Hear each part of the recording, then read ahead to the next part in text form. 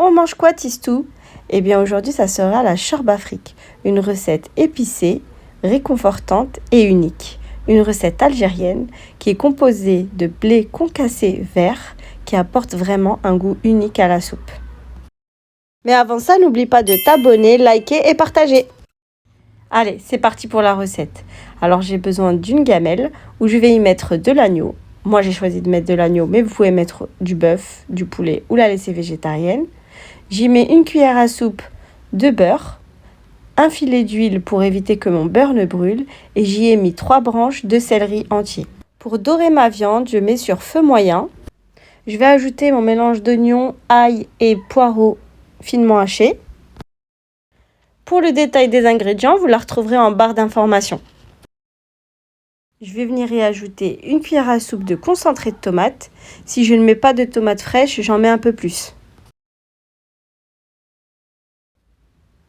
Je mélange bien, je vais faire dorer ma tomate pour éviter qu'elle ne soit acide.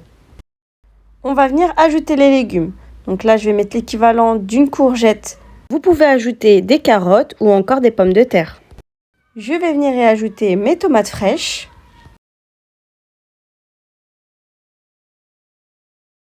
Là, je laisse bien revenir avec ma viande et mes oignons. Pour les épices, j'ai besoin de sel, de fenugrec,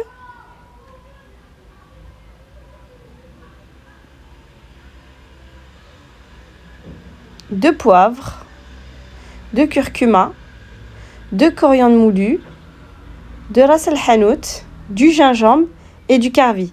La cannelle, je vais la mettre à la fin.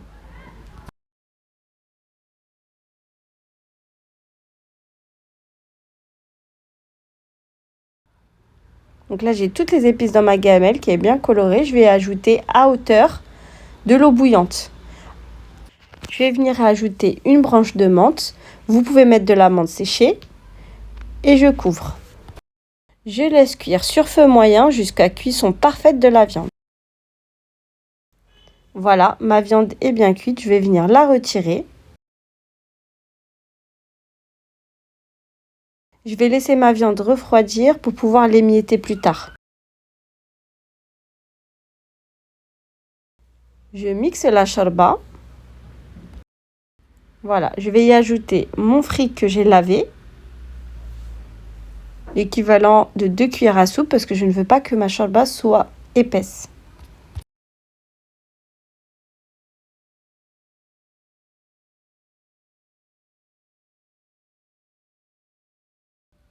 À ce moment-là, j'ajoute mon bâton de cannelle, mes pois chiches pré-cuits. Je vais mettre l'équivalent d'un demi-botte de persil et de coriandre. À ce moment-là de la recette, moi je réajuste l'eau et je réajuste les épices. J'ajoute un piment entier pour relever ma chorba. J'émiette ma viande, puis je l'ajoute à la chorba.